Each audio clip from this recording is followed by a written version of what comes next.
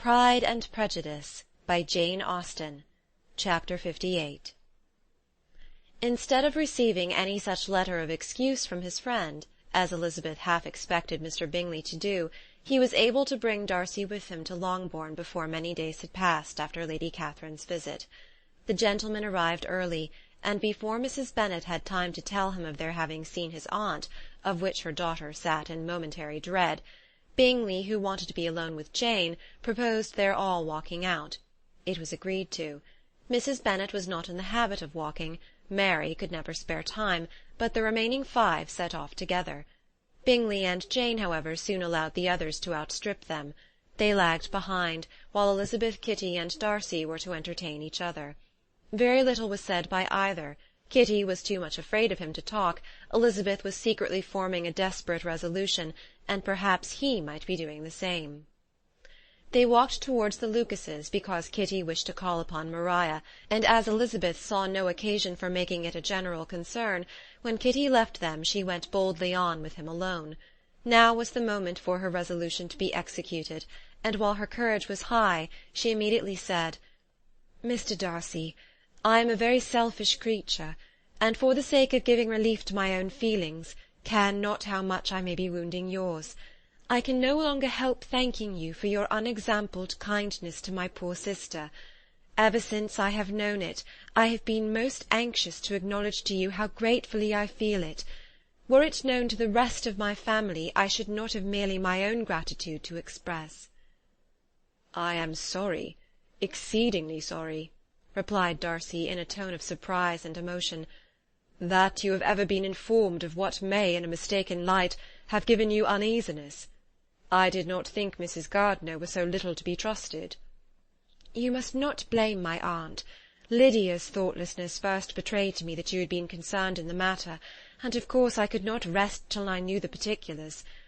Let me thank you again and again, in the name of all my family, for that generous compassion which induced you to take so much trouble, and bear so many mortifications for the sake of discovering them." "If you will thank me," he replied, "let it be for yourself alone. That the wish of giving happiness to you might add force to the other inducements which led me on, I shall not attempt to deny. But your family owe me nothing. Much as I respect them, I believe I thought only of you." Elizabeth was too much embarrassed to say a word. After a short pause, her companion added, "You are too generous to trifle with me. If your feelings are still what they were last April, tell me so at once. My affections and wishes are unchanged, but one word from you will silence me on this subject for ever." Elizabeth, feeling all the more than common awkwardness and anxiety of his situation, now forced herself to speak, and immediately, though not very fluently, gave him to understand that her sentiments had undergone so material a change, since the period to which he alluded, as to make her receive with gratitude and pleasure his present assurances.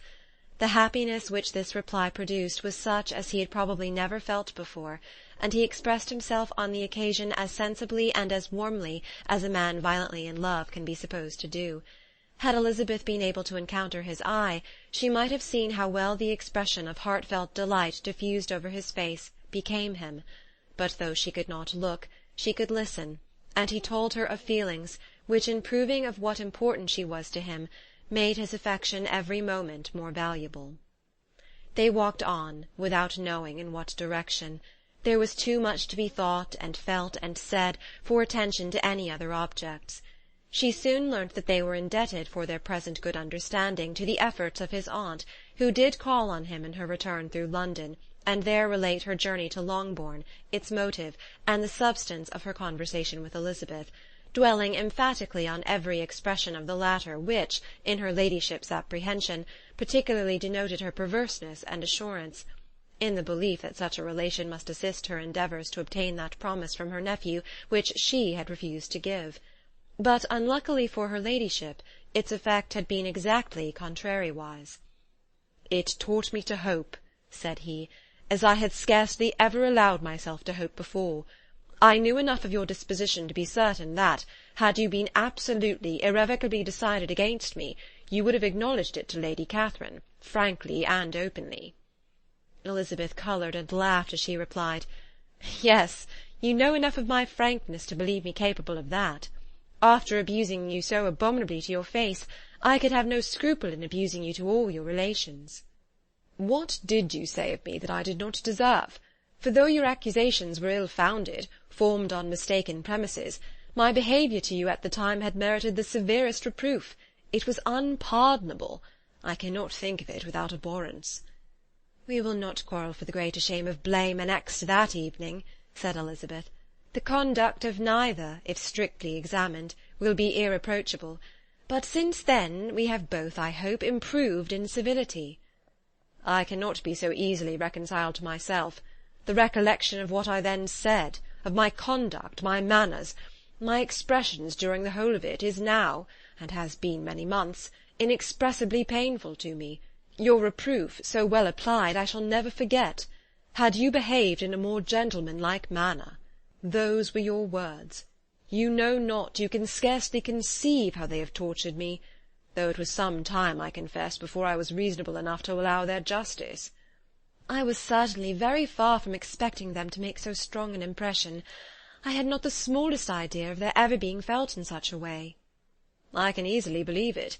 You thought me then devoid of every proper feeling. I am sure you did. The turn of your countenance I shall never forget, as you said that I could not have addressed you in any possible way that would have induced you to accept me." "Oh, do not repeat what I then said. These recollections will not do at all. I assure you that I have long been most heartily ashamed of it." Darcy mentioned his letter. "Did it?" said he. "Did it soon make you think better of me? Did you, on reading it, give any credit to its contents?" She explained what its effect on her had been, and how gradually all her former prejudices had been removed. "I knew," said he, "that what I wrote must give you pain, but it was necessary. I hope you have destroyed the letter. There was one part especially, the opening of it, which I should dread your having the power of reading again. I can remember some expressions which might justly make you hate me." "The letter shall certainly be burnt, if you believe it essential to the preservation of my regard. But though we have both reason to think my opinions not entirely unalterable, they are not, I hope, quite so easily changed as that implies." "When I wrote that letter," replied Darcy, "I believed myself perfectly calm and cool, but I am since convinced that it was written in a dreadful bitterness of spirit." "The letter perhaps began in bitterness, but it did not end so. The adieu is charity itself. But think no more of the letter. The feelings of the person who wrote and the person who received it are now so widely different from what they then were, that every unpleasant circumstance attending it ought to be forgotten. You must learn some of my philosophy. Think only of the past, as its remembrance gives you pleasure." "I cannot give you credit for any philosophy of the kind. Your retrospections must be so totally void of reproach that the contentment arising from them is not of philosophy, but, what is much better, of innocence. But with me it is not so. Painful recollections will intrude which cannot, which ought not, to be repelled. I have been a selfish being all my life, in practice, though not in principle. As a child I was taught what was right, but I was not taught to correct my temper. I was given good principles, but left to follow them in pride and conceit. Unfortunately an only son, for many years an only child, I was spoilt by my parents, who, though good themselves, my father particularly, all that was benevolent and amiable, allowed, encouraged, almost taught me to be selfish and overbearing, to care for none beyond my own family circle, to think meanly of all the rest of the world, to wish at least to think meanly of their sense and worth compared with my own. Such I was from 8 to 28, and such I might still have been but for you, dearest, loveliest Elizabeth. What do I not owe you? You taught me a lesson, hard indeed at first, but most advantageous. By you I was properly humbled. I came to you without a doubt of my reception. You showed me how insufficient were all my pretensions to please a woman worthy of being pleased." "Had you then persuaded yourself that I should?" "Indeed I had. What will you think of my vanity? I believed you to be wishing, expecting my addresses." "My manners must have been in fault, but not intentionally, I assure you. I never meant to deceive you, but my spirits might often lead me wrong.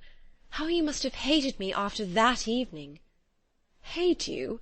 I was angry, perhaps, at first, but my anger soon began to take a proper direction." "I was almost afraid of asking what you thought of me when we met at Pemberley. You blamed me for coming?" "No, indeed. I felt nothing but surprise." "Your surprise could not be greater than mine in being noticed by you. My conscience told me that I deserved no extraordinary politeness, and I confess that I did not expect to receive more than my due." "My object, then," replied Darcy, "was to show you by every civility in my power that I was not so mean as to resent the past, and I hoped to obtain your forgiveness, to lessen your ill opinion, by letting you see that your reproofs had been attended to. How soon any other wishes introduced themselves I can hardly tell, but I believe in about half an hour after I had seen you." He then told her of Georgiana's delight in her acquaintance, and of her disappointment at its sudden interruption, which naturally leading to the cause of that interruption, she soon learnt that his resolution of following her from Derbyshire in quest of her sister had been formed before he quitted the inn, and that his gravity and thoughtfulness there had arisen from no other struggles than what such a purpose must comprehend. She expressed her gratitude again, but it was too painful a subject to each to be dwelt on further. After walking several miles in a leisurely manner, and too busy to know anything about it, they found at last, on examining their watches, that it was time to be at home. What could become of Mr. Bingley and Jane? Was a wonder which introduced the discussion of their affairs. Darcy was delighted with their engagement. His friend had given him the earliest information of it. "I must ask whether you were surprised," said Elizabeth. "Not at all. When I went away I felt that it would soon happen." "That is to say, you had given your permission. I guessed as much." And though he exclaimed at the term, she found that it had been pretty much the case. "On the evening before my going to London," said he, "I made a confession to him, which I believe I ought to have made long ago. I told him of all that had occurred to make my former interference in his affairs absurd and impertinent. His surprise was great. He had never had the slightest suspicion.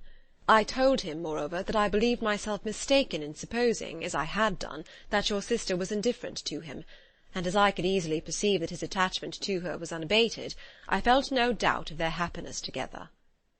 Elizabeth could not help smiling at his easy manner of directing his friend. "Did you speak from your own observation," said she, "when you told him that my sister loved him, or merely from my information last spring?" "From the former. I had narrowly observed her during the 2 visits which I had lately made here, and I was convinced of her affection." "And your assurance of it, I suppose, carried immediate conviction to him?" "It did. Bingley is most unaffectedly modest. His diffidence had preventing his depending on his own judgment in so anxious a case, but his reliance on mine made everything easy. I was obliged to confess one thing, which for a time, and not unjustly, offended him. I could not allow myself to conceal that your sister had been in town 3 months last winter, that I had known it, and purposely kept it from him. He was angry. But his anger, I am persuaded, lasted no longer than he remained in any doubt of your sister's sentiments.